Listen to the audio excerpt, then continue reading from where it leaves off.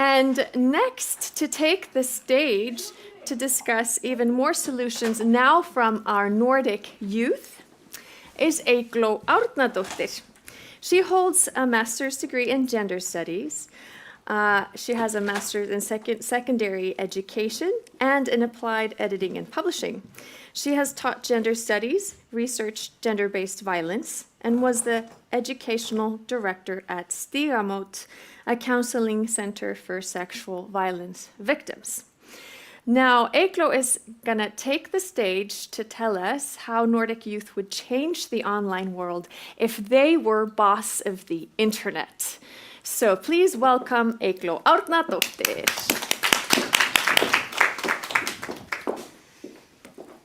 Thank you, Þórdís.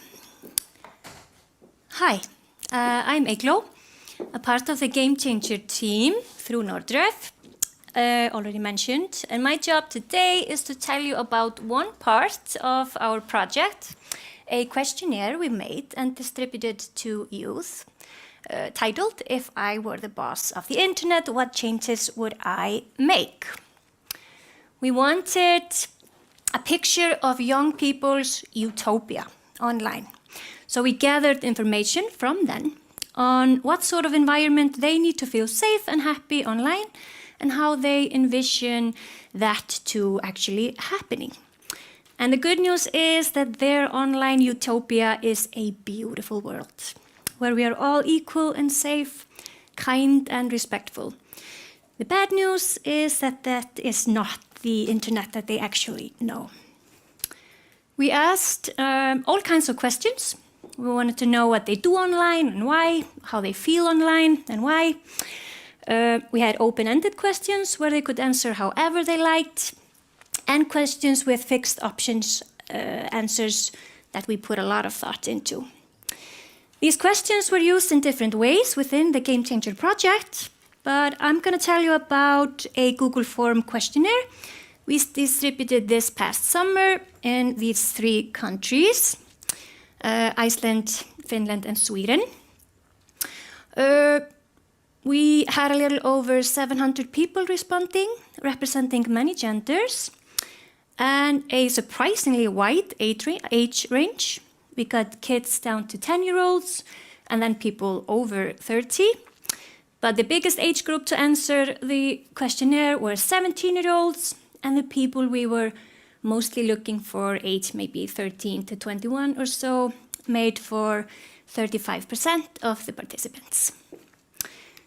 So when asked what platforms do you use the most, we get a very clear picture of these 4 pillars of youth online presence: Instagram, YouTube, TikTok, and Snapchat.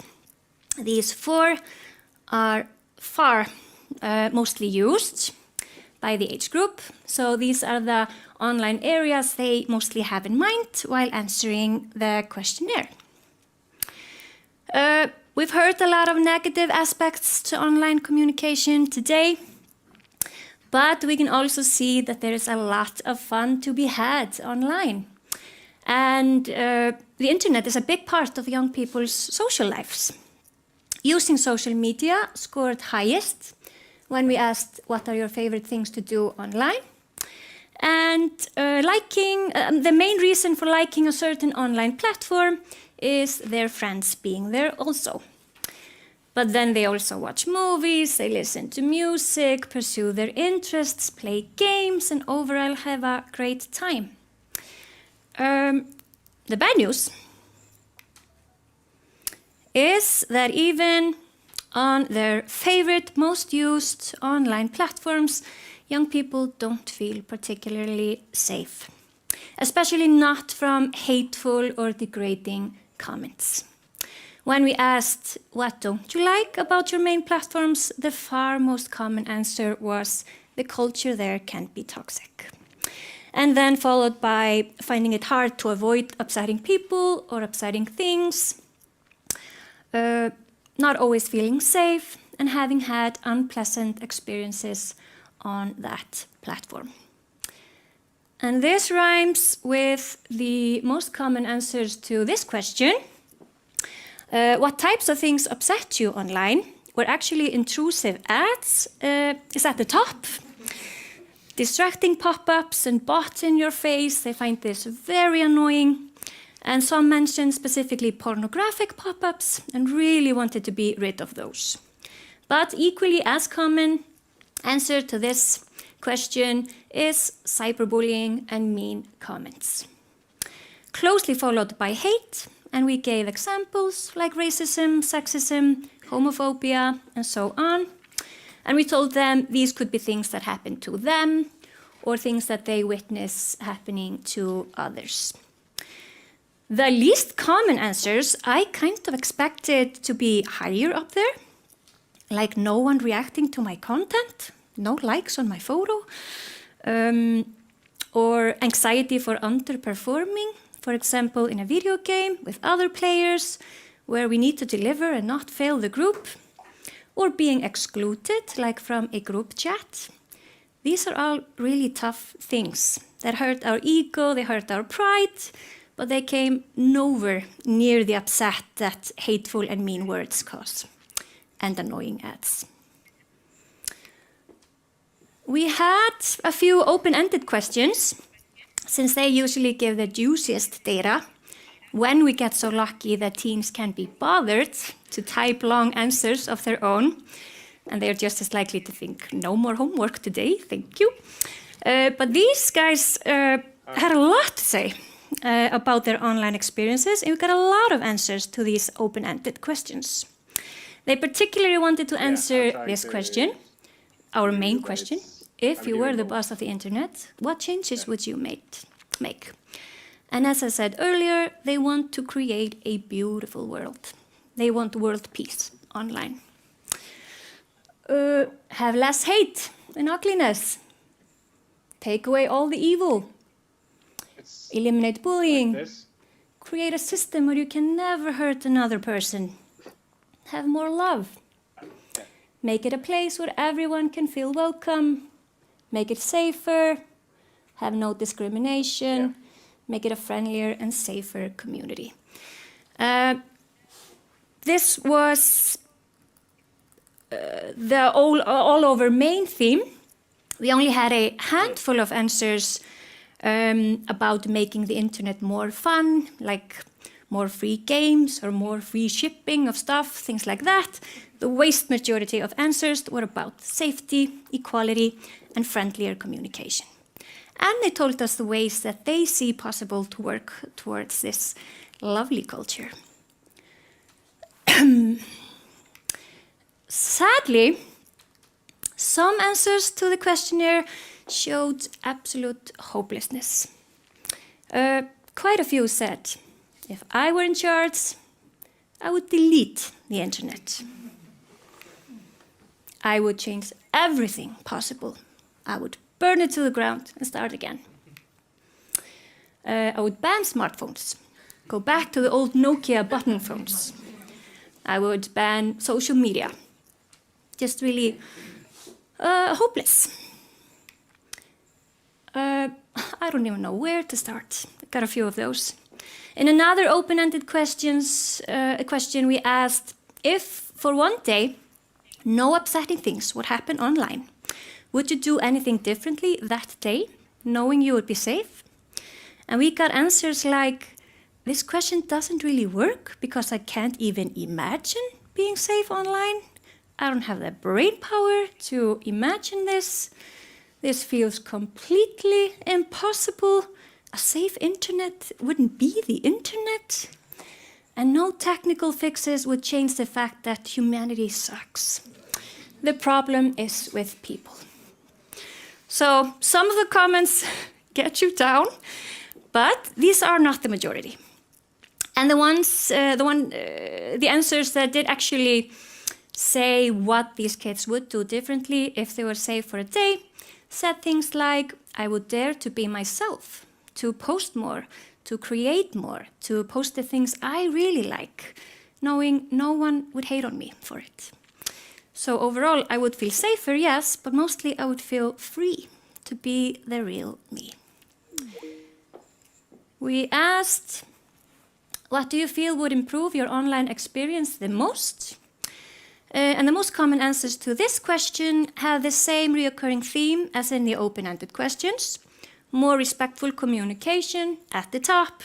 And this is always the main message throughout the questionnaire. But also more consequences for those reported for not behaving properly, for writing nasty comments and such. And better rules on platforms. Clear rules on contacts, so it is possible to clearly punish those who break the rules. As one wrote, toxic people don't deserve being online ruining people's lives. Why are we okay with that? Why is that the online culture we just agree on? Another said, people only dare to write nasty things because they are sitting behind a screen and know that nothing will happen to them. We need clear rules and consequences online. So this was the main theme, better rules, more actual consequences. So rules about what? Anything, people, words, behavior that is mean, negative, hateful, nasty, ugly, abusive, racist, and so on, just to name a few of the words they used in answering the open-ended questions. So even though these are different people of different ages, from different countries, with different experiences and different vocabularies, they are all describing the same wish, that we rid the internet of hateful words and harmful behavior. So young people mostly want to be online. They want to use the internet for all kinds of social interaction, but without it being the wild, wild west, without any social structure of rules and consequences for harming others. And I think this one framed it really well, what the majority was trying to say. If I had the ability to just remove all the hate, I would, but I think a start is to set more concrete rules against hate and bullying. So to echo Annie from before, young people mostly have hope and they certainly have ideas. Starting with something concrete. Let's just have clear rules and consequences for rule breakers. Let's check out their ideas, the main themes, in answering this main question. If I were the boss of the internet, I would have better moderating. They ask for admins to have more control, better monitoring, filtering, and scanning for hateful, harmful words that should be banned. Some said it shouldn't be possible to write certain phrases, or they would get deleted right away, either by staff members whose job is to clean up the internet, or some AI bots, or each user would have more tools to remove unwanted content. So hateful stuff would either be removed straight away or made much harder to publish in the first place. Comment sections should be closely monitored, and some actually suggested no comments allowed anywhere ever. Let's just delete comment sections. One suggested a barrier with those trying to write hateful words.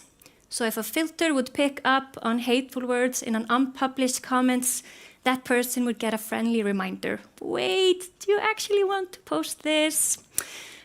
Giving that person a chance to reconsider.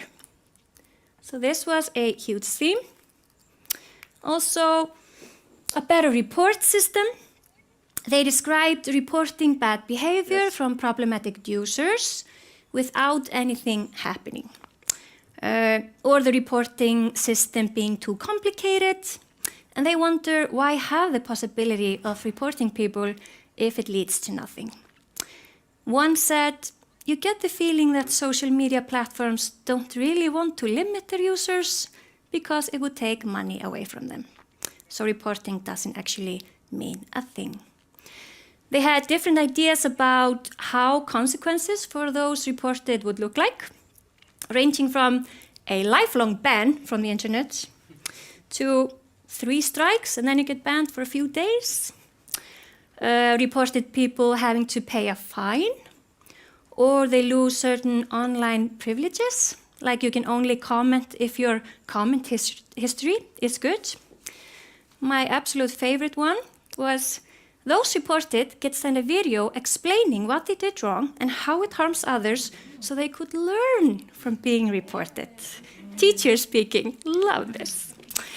Not allow anonymity. I knew I would mess these words up. Anonymity. This was mentioned a lot, being the main problem of the internet.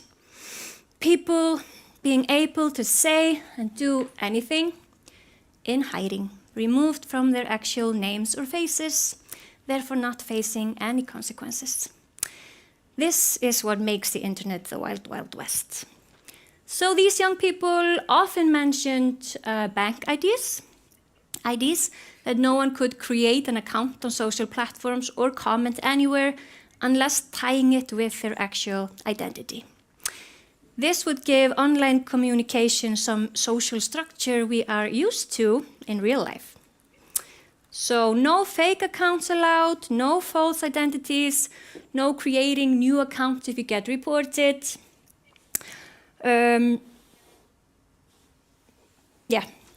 You enter the internet as yourself and have to stand by the things you say, just as everywhere else in life.